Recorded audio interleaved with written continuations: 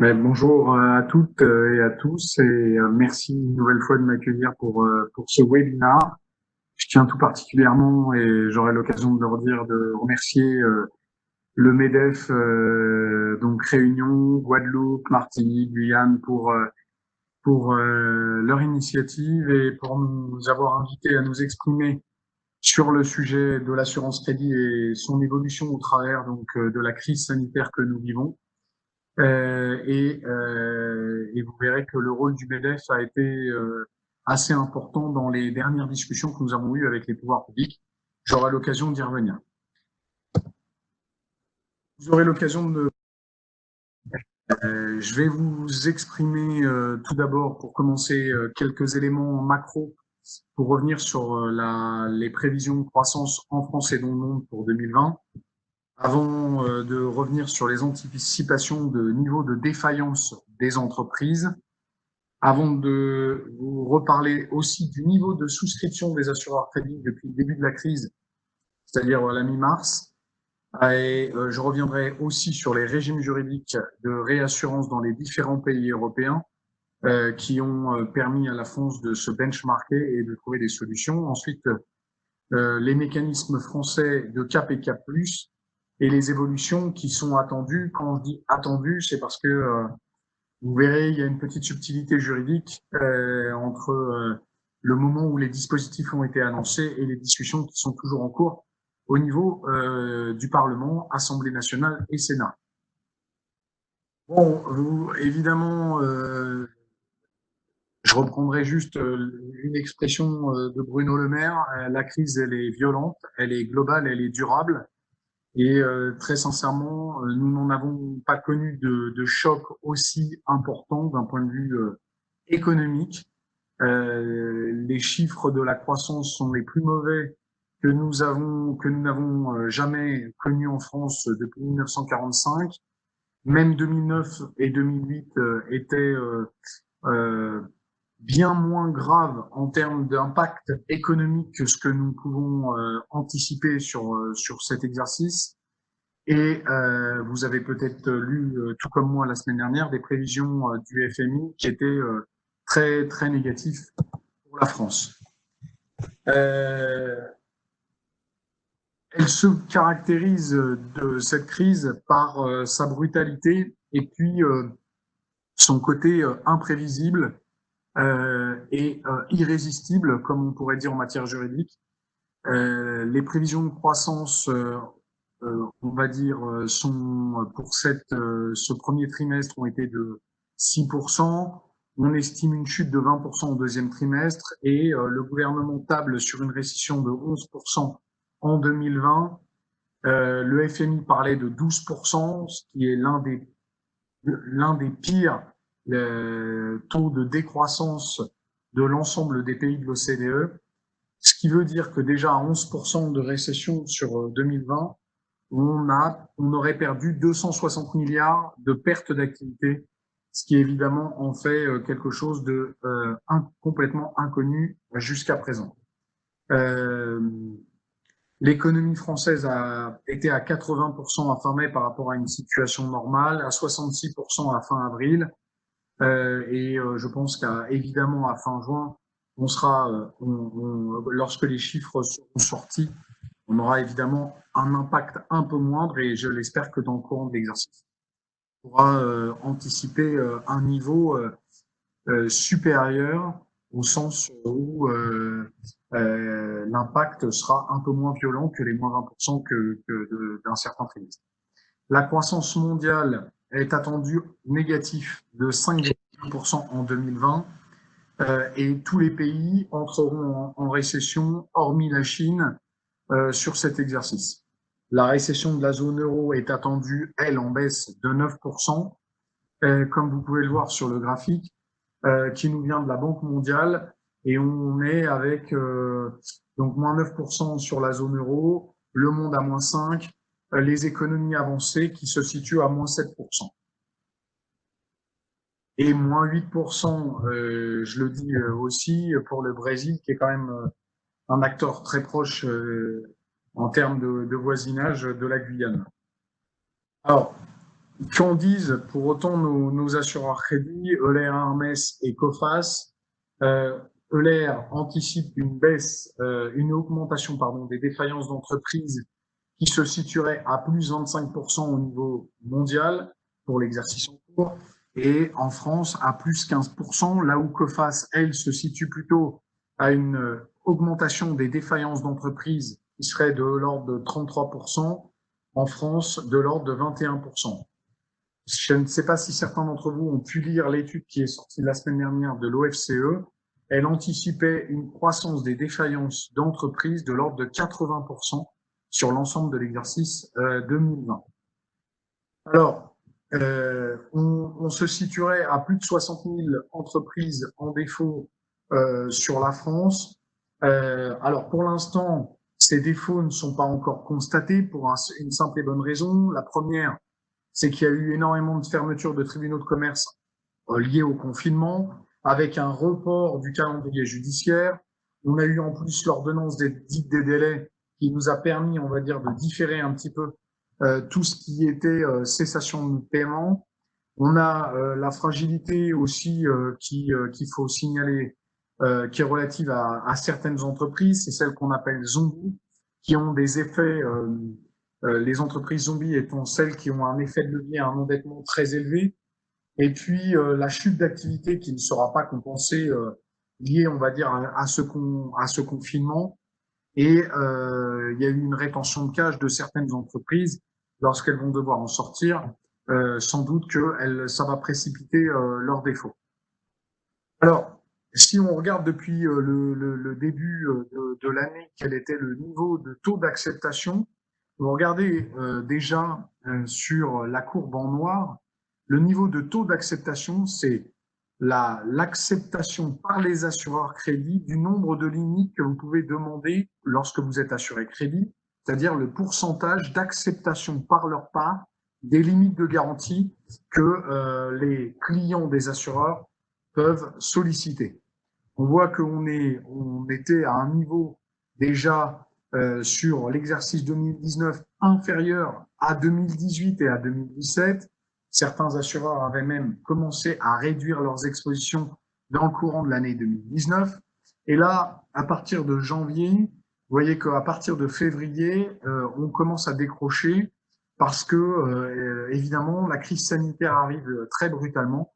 Et là, on se retrouve à un niveau qui a été au plus bas, proche de 50% de taux de couverture sur toutes les nouvelles demandes.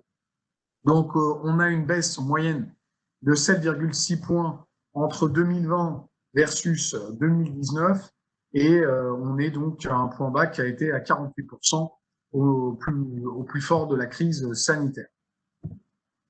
Alors, qu'est-ce qui s'est passé chez les assureurs crédit?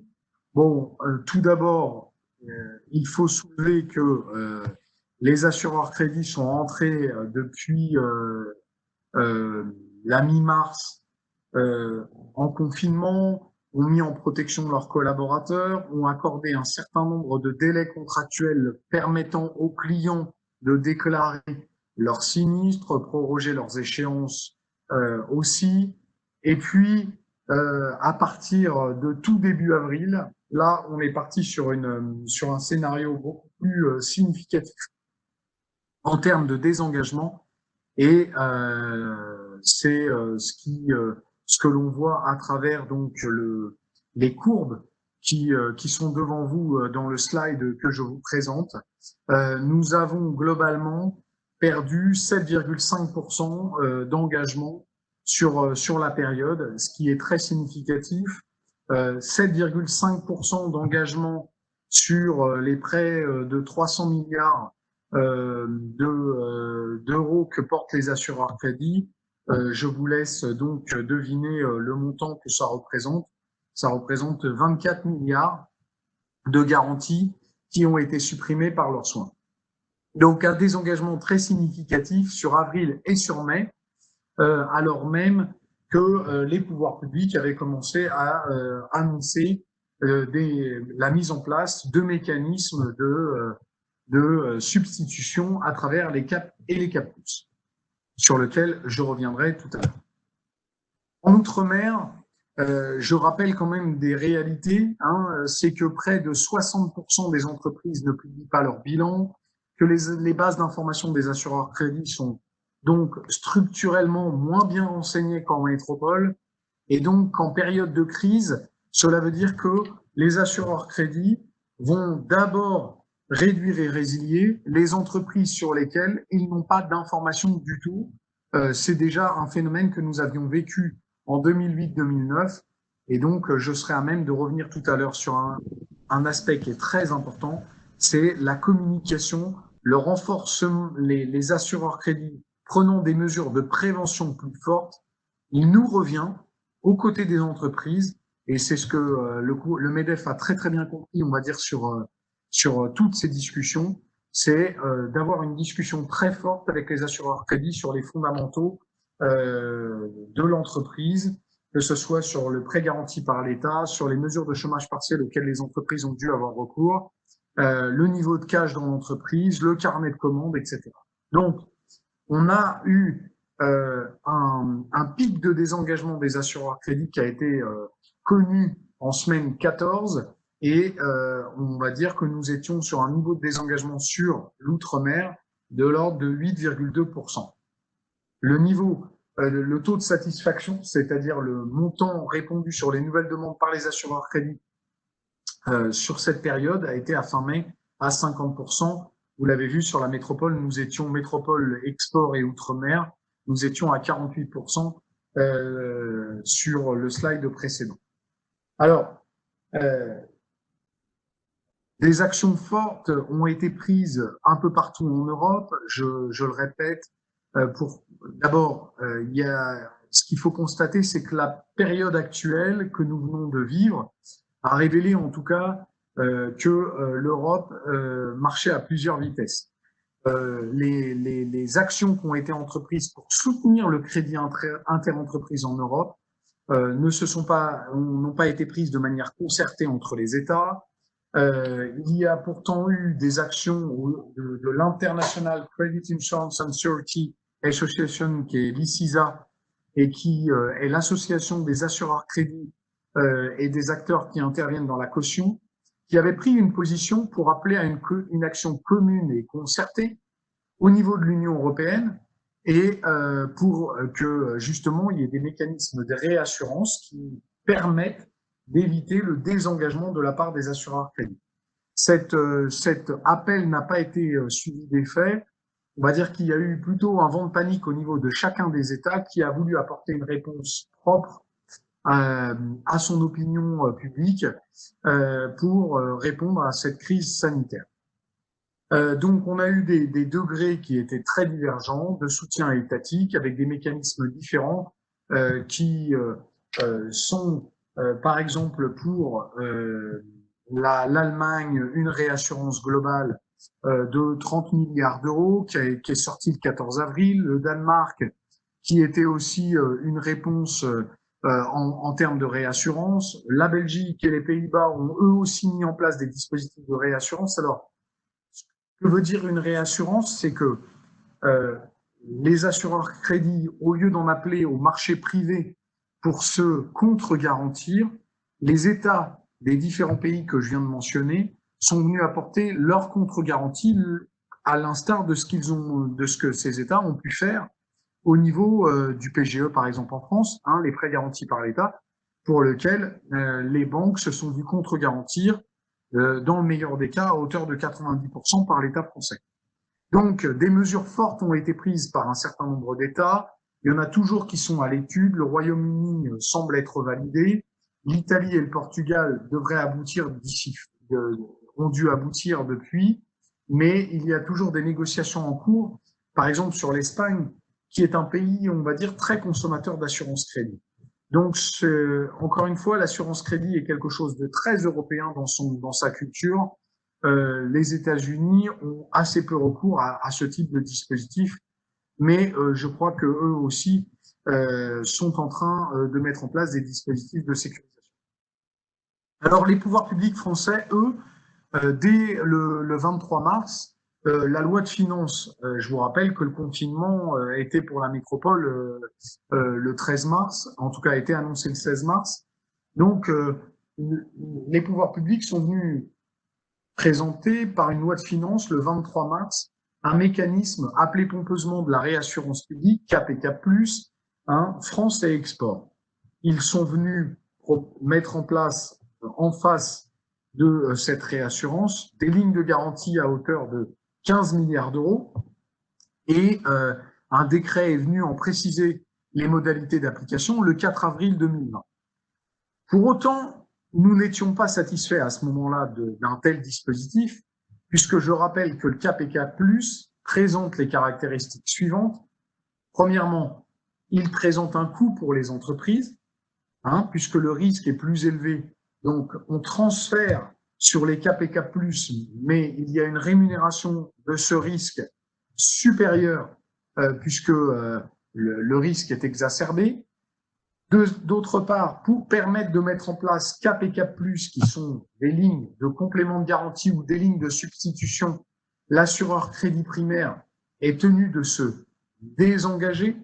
Hein. Pour l'actionner, il faut qu'il se désengage. Or, c'est vrai que ce dispositif avait été plébiscité ou en tout cas bien accepté pendant la crise de 2008-2009. Pour autant, il faut bien retenir qu'à l'époque, les assureurs crédits s'étaient désengagés bien longtemps avant la mise en place de ces dispositifs de Cap et Cap+. Or, aujourd'hui, la brutalité et le caractère soudain de la crise sanitaire que nous vivons rendaient, on va dire, inefficace ou inefficient la mise en place de dispositifs qui auraient été jugés trop tardifs par les entreprises et qui organisaient un retrait trop important de la part des assureurs crédits, puisque ces retraits visait à transférer sur les Cap et Cap+, les garanties des assureurs crédits. Le 3 mai, grâce à la plateforme technologique que nous avons chez Diocrédit, sur laquelle nous portons 40 milliards d'expositions, nous avons pu retracer que, effectivement, nous avions déjà perdu plus de 7% de nos expositions sur les lignes de garantie que portaient les assureurs crédits pour le compte de nos clients, qu'ils soient en métropole ou en outre-mer. Et c'est la raison pour laquelle nous avons pu, en lien avec le MEDEF, qui a joué un rôle majeur, et je tiens à saluer l'intervention de Bruno Blandin au niveau du MEDEF Outre-mer, qui est intervenu au plus haut niveau, pardon, au plus haut niveau du MEDEF auprès de Patrick Martin, qui est président délégué du MEDEF, pour lui faire prendre conscience de l'enjeu de soutenir le crédit interentreprise, puisque je rappelle que le crédit interentreprise, c'est 700 milliards d'euros à l'échelle de la France, dont les Outre-mer, et que sur ces 700 milliards d'euros, 350 milliards sont couverts par les assureurs crédits. Si effectivement les assureurs crédits prennent des mesures de désengagement concomitamment à la mise en place d'un certain nombre de solutions par les pouvoirs publics, telles les PGE, les mesures de chômage partiel, etc., on vient mettre en place on vient en tout cas créer des tensions sur le crédit fournisseur des entreprises déjà fragiles, ce qui, on va dire, était contre-productif. Donc, le MEDEF, Croissance Plus, CPME et l'Association française des trésoriers d'entreprise nous ont aidés à alerter les pouvoirs publics sur la faiblesse du mécanisme de Cap et Cap+, pour mettre en place un mécanisme complémentaire, et nous avons poussé dans le sens des discussions. C'est vrai que les pays voisins ayant agi concomitamment sur la mise en place de ces réassurances que j'évoquais avec vous précédemment, en Allemagne, aux Pays-Bas, en Belgique, ça illustrait en tout cas la capacité que d'autres avaient de le mettre en place.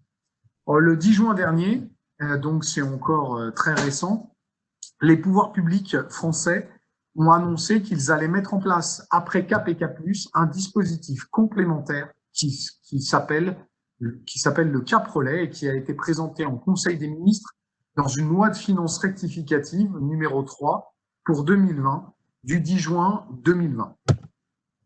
Alors, plusieurs précisions par rapport aux nouveaux mécanismes.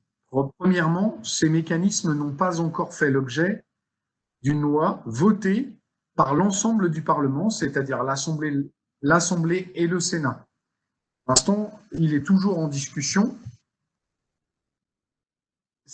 Néanmoins, depuis, vous le verrez tout à l'heure, depuis l'annonce le 10 juin de la naissance de ce cap relais, l'environnement, en tout cas les mesures de prévention prises par les assureurs crédits n'ont plus rien à voir et se sont beaucoup calmées.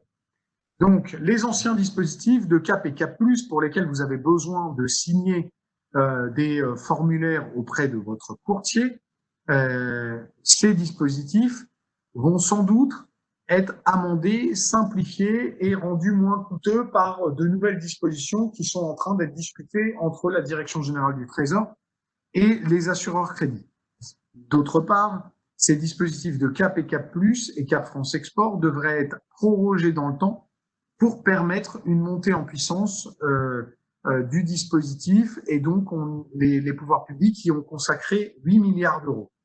Enfin, le dispositif central instauré par ce projet de loi de finances, celui du 10 juin de 2020, est un dispositif de réassurance publique. Ça veut dire quoi? Ça veut dire que vous n'avez strictement, lorsque vous êtes un assuré, rien à opérer, rien à faire.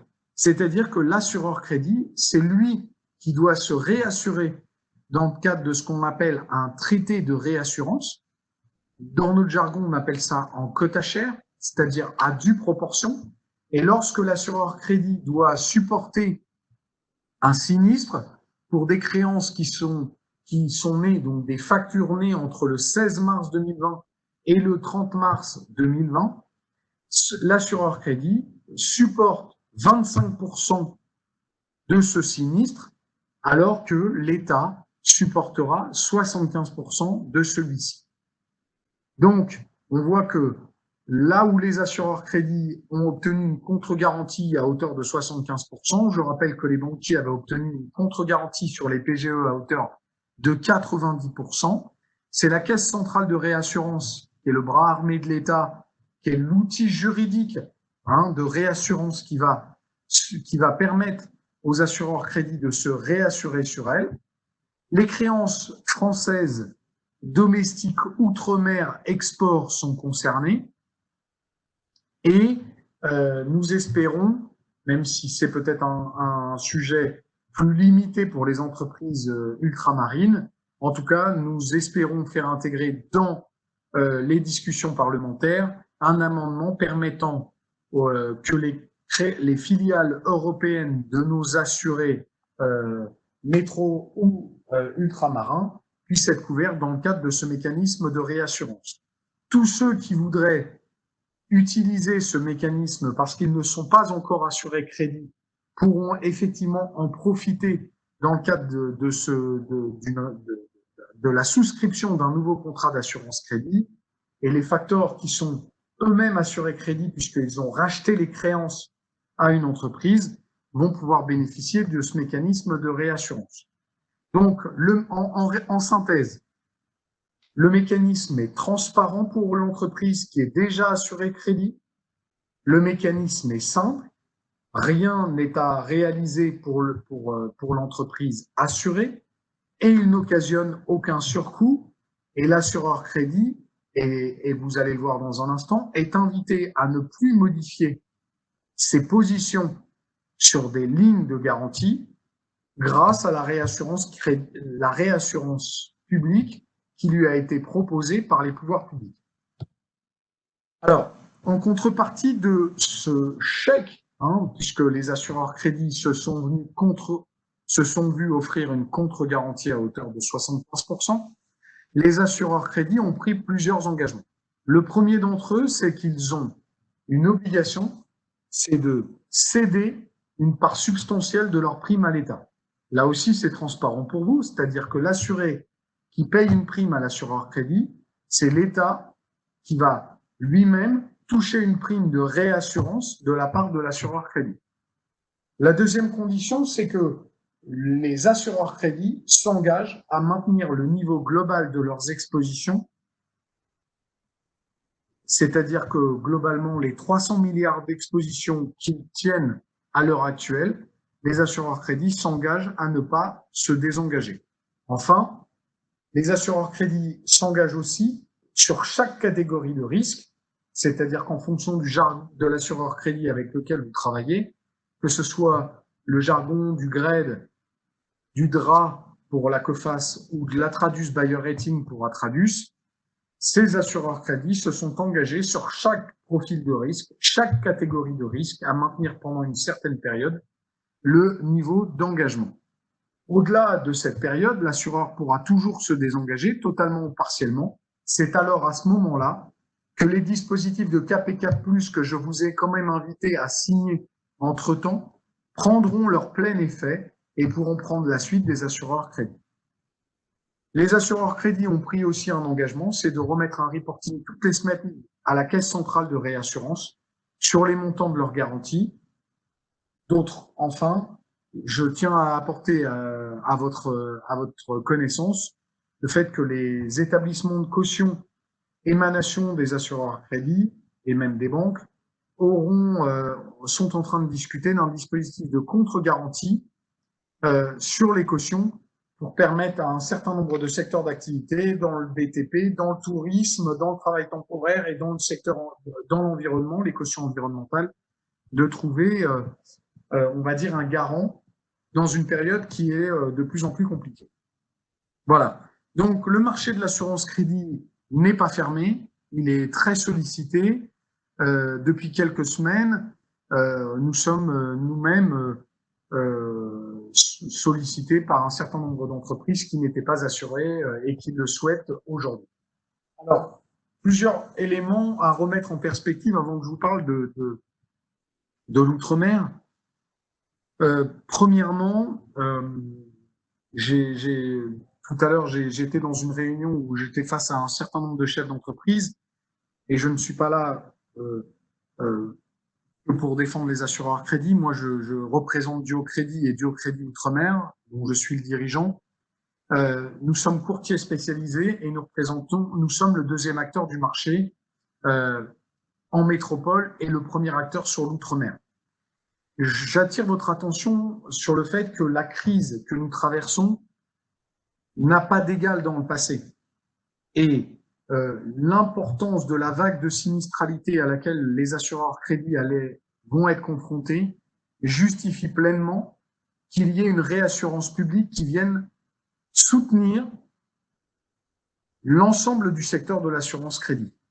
Et j'entends bien évidemment les critiques qui sont celles de dire « oui, mais vous avez vu tous ces désengagements, etc. » En l'occurrence, aujourd'hui, j'attire votre attention sur le fait que les assureurs crédits en France représentent un chiffre d'affaires de l'ordre de 800 millions d'euros pour France et Outre-mer. 800 millions d'euros, c'est leur chiffre d'affaires et qu'ils portent plus de 300 milliards d'expositions.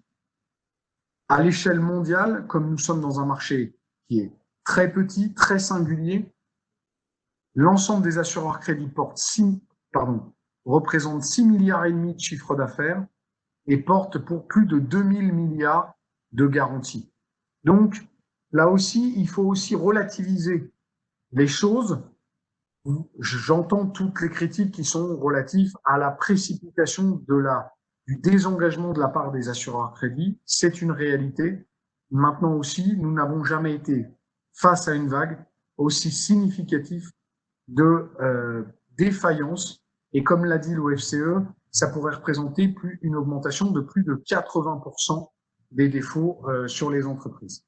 Alors maintenant, je rappelle que le cap relais, que nous appelions de nos voeux, ça représente 10 années de sinistres de la part de sinistralité des assureurs crédits. C'est-à-dire que les pouvoirs publics sont venus apporter une contre-garantie qui représente 10 années de sinistralité des assureurs crédits.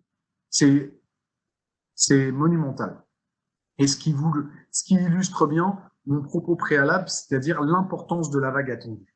Et enfin, le dernier point que je voudrais partager avec vous, c'est que depuis la date du 10 juin, date à laquelle la réassurance publique avait pu être mise en œuvre grâce au cap relais, les désengagements des assureurs crédits ont été divisés par 10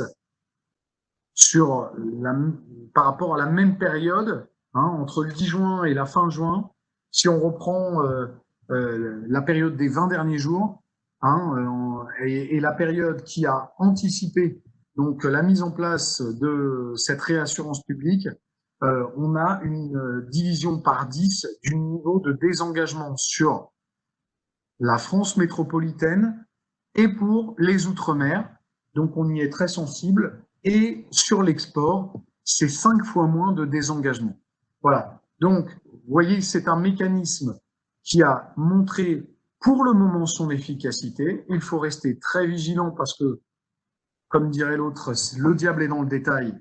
Et donc, il faut être très vigilant sur le respect par les assureurs crédits de ces dispositifs de réassurance. Mais en tout cas, pour le moment, c'est un dispositif qui a montré son efficacité. Enfin, c'est une période qui est importante parce qu'à partir du moment où nous avons réussi à faire geler les désengagements de la part des assureurs crédits, notre ambition, avec Damien Lamordegaille qui dirige Diocrédit Outre-mer à mes côtés, notre ambition, c'est de restaurer le dialogue avec les assureurs crédits. On peut jouer le rapport de force, mais en l'occurrence, nous, en tout cas, c'est un dialogue pour les entreprises ultramarines, un dialogue avec les assureurs crédits, qu'il faut qu'on aide les entreprises ultramarines à formaliser justement ce dialogue. Il est indispensable pour maintenir un niveau suffisant de crédit fournisseur, de justement bien communiquer sur sa situation et de pouvoir expliquer quelles ont été les mesures qui ont été prises par l'entreprise pendant cette période de confinement. Est-ce qu'on a actionné le prêt garanti par l'État? Parce que tout à l'heure, je répondais à une question d'un chef d'entreprise. Le prêt garanti par l'État, si on peut formaliser qu'une entreprise a pu avoir un accord de la part de sa banque ou de plusieurs banques et le mettre en œuvre, en tout cas, c'est une forme de garantie qu'à très court terme, l'entreprise paiera ses fournisseurs. Donc, il faut que nous puissions avoir ces informations. Quelles ont été les mesures de chômage partiel que l'entreprise a pu utiliser? Quel est son niveau de cash et son carnet de commandes? Tout ça sont des éléments ainsi que l'état des comptes qui peuvent nous aider à défendre la position des entreprises, de vos acheteurs ou de vous-même, pour pouvoir la défendre auprès des assureurs crédits, quels qu'ils soient, c'est-à-dire pas seulement l'RMS, qui joue un rôle important dans le crédit fournisseur des entreprises ultramarines, mais aussi COFAS, mais aussi Atradus, mais aussi Groupama, ainsi que les autres. Donc, c'est la raison pour laquelle nous, on a mis en place une plateforme avec Damien pour Diocrédit Outre-mer, cette plateforme qui s'appelle bilan-outre-mer@dio-crédit.com. Et cette plateforme nous permet justement d'organiser ce dialogue et cette communication et de la structurer pour les entreprises ultramarines qui souvent communiquent assez peu auprès de leurs partenaires assureurs crédits dans leur ensemble. Et en l'occurrence, notre démarche n'est pas uniquement à destination de l'RMS, mais bien à destination de l'ensemble des assureurs crédits du marché. Voilà pour ce que je voulais partager avec vous cet après-midi sur les nouveaux dispositifs. Donc, tout d'abord, un dispositif de KPK+, qui était un dispositif de démarrage et qui est monté en puissance avec les dispositifs de Cap Relais à partir du 10 juin. Le rôle majeur qu'a joué le MEDEF à nos côtés pour défendre auprès du cabinet du ministre ce dispositif et ce complément de réassurance publique qui est très significatif pour les mois qui viennent. Voilà. Si maintenant vous avez des questions par chat pour certains, ou après on verra si on peut libérer les micros en fonction du nombre de questions que vous avez les uns et les autres. Bon, moi en tout cas, je vous remercie toutes et tous. On a une question. L'État est venu soulager la trésorerie des entreprises avec des PGE assez généreux. Ceux-ci, sauf dispositions particulières, seront à rembourser en 2021. Que peut-on attendre en 2021? Alors, les PGE ne vont pas être remboursés en totalité en 2021, hein. Il y a un certain nombre, on commence à rembourser en 2021, mais pour un certain nombre d'entrées, ils peuvent se rembourser dans la durée. Alors, si j'avais une boule de cristal, je peux pas complètement vous répondre. Premièrement, vous savez qu'il y a des discussions au niveau à la fois des pouvoirs publics, le MEDEF il joue aussi son rôle pour essayer de voir qu'allons-nous faire, on va dire, de ces PGE, puisque certains réclament à ce qu'ils soient transformés en fonds propres ou quasi fonds propres, parce que certaines d'entre elles vont avoir quand même des difficultés pour les rembourser. Maintenant, à très court terme, c'est la réalité, c'est que ces PGE apportent de la trésorerie à l'entreprise et que pour le crédit fournisseur et la garantie des assureurs crédit telles qu'elles sont accordées sur M, c'est un élément plutôt favorable dans la lecture que peut en faire un assureur crédit. Maintenant, vous dire quel sera le sort réservé à ces PGE et notamment est-ce qu'ils seront remboursés, je ne peux pas vous répondre. Je pense qu'il y a assez peu de monde qui est en mesure de vous y répondre. Et, euh, mais il est évident que 2021 sera le risque de défaut des entreprises est à surveiller sur la fin de l'année et sur 2021, puisque c'est là où ces remboursements risquent de créer une tension sur la trésorerie des entreprises. Voilà. Concernant le risque, puisque je vois une autre question qui nous est parvenue, peut-être que vous pouvez, je vais vous commenter Oui. les uns et les autres. Pouvez-vous nous dire quel est le niveau de cotation du risque de l'outre-mer et en particulier la Réunion aujourd'hui? Alors, je veux bien libérer Damien s'il veut y répondre, mais je peux y Oui, répondre. je veux bien. Je veux bien y répondre. Si Oui. vous m'entendez? Oui, très bien. Je veux bien y répondre. Oui, il n'y a pas de cotation spécifique outre-mer chez les assureurs crédit. Il y a une cotation qui est faite en fonction de la qualité de l'entreprise qui est analysée. Donc, on ne peut pas dire qu'il y a une analyse particulière de la Réunion par rapport, par exemple, à la Martinique ou à la Guadeloupe. Ça, c'est exclu. Ce qui va être pris en compte, c'est la disponibilité de l'information, la qualité de cette information, et puis les éléments intrinsèques de l'entreprise. Par exemple, effectivement, comme le disait Philippe, elle a obtenu un PGE. Moi, je dirais même que c'est vrai que Dio Crédit Outre-mer a quand même un rôle très très important dans la relation entre certains assureurs crédit et l'outre-mer, et que le fait que Dio Crédit Outre-mer soit dans le giron aujourd'hui de Dio Crédit, qui est le deuxième acteur du marché, nous permet de sensibiliser la direction des engagements des assureurs crédit pour vraiment leur faire prendre conscience qu'une réduction des engagements aussi importante qu'en métropole sur l'outre-mer aurait des conséquences encore plus graves que sur la métropole. Donc, on n'y arrive pas évidemment qu'on n'a pas réussi à geler l'ensemble des mesures de prévention, sauf que Damien, comme les équipes, comme moi-même, on est vraiment au quotidien dans le cadre de réunions et nous sensibilisons la direction des engagements de l'OMS, mais pas que, c'est-à-dire de COFAS, d'Atradus, etc. Voilà. Nous sommes Diocrédit, je précise. Je me suis permis de répondre à cette question par chat. Oui, oui, mais Diocrédit, mais c'est important de le dire à tout le monde. Oui. Un petit peu de pub ne nuit pas. Diocrédit est le deuxième acteur du marché français sur le courtage de la spécialité assurance crédit, financement et caution. Diocrédit est leader sur l'outre-mer, sur les Antilles, la Guyane, l'île de la Réunion, Nouvelle-Calédonie et Polynésie française et Mayotte, pardon. Donc, c'est important. Voilà, nous sommes dans le dialogue et nous sommes un intermédiaire entre les assureurs crédit et les entreprises, mais nous ne travaillons pas qu'avec un assureur crédit que vous avez mentionné. Nous travaillons avec l'ensemble des assureurs crédit et notre ambition est de pouvoir proposer aux entreprises des solutions de marché et pas qu'avec un assureur crédit, puisque nous ne sommes pas agents d'un assureur crédit, nous travaillons avec tout le monde.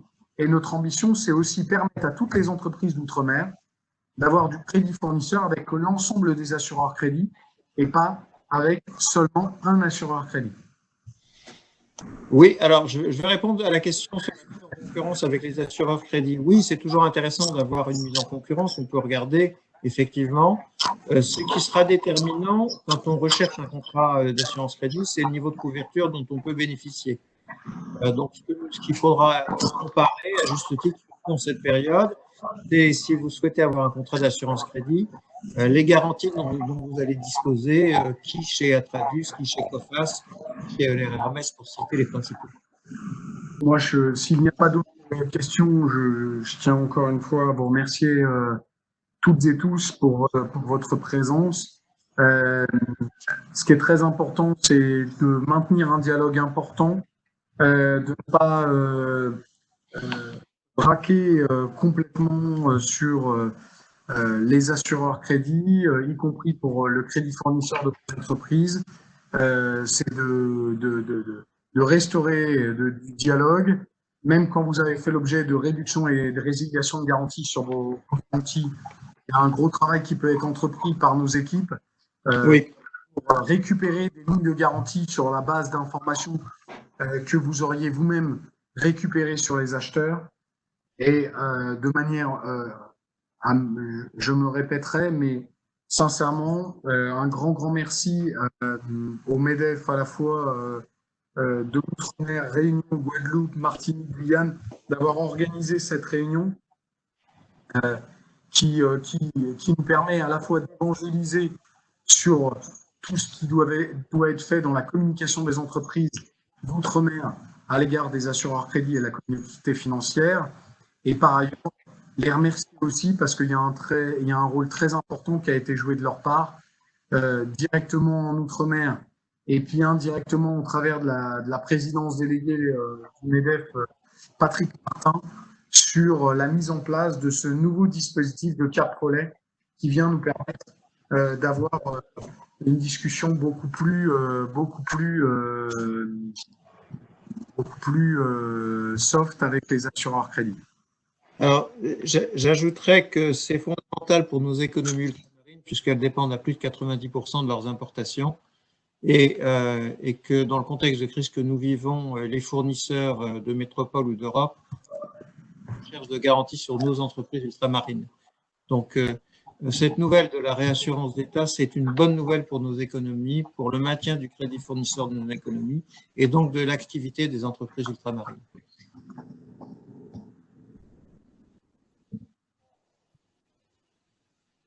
Mais écoutez, merci à vous pour cette présentation. Merci à tous. Nous avons vos coordonnées. N'hésitez pas, si vous avez des questions, à vous contacter directement. Nous sommes à votre disposition. Tout à fait. Merci. Et puis, voilà, à bientôt. je vous transmettrai le lien de cette vidéo dans un prochain mail. Merci beaucoup, messieurs, pour votre présentation. Bonne journée et bonne fin de journée. Merci. Au revoir. Bonne journée.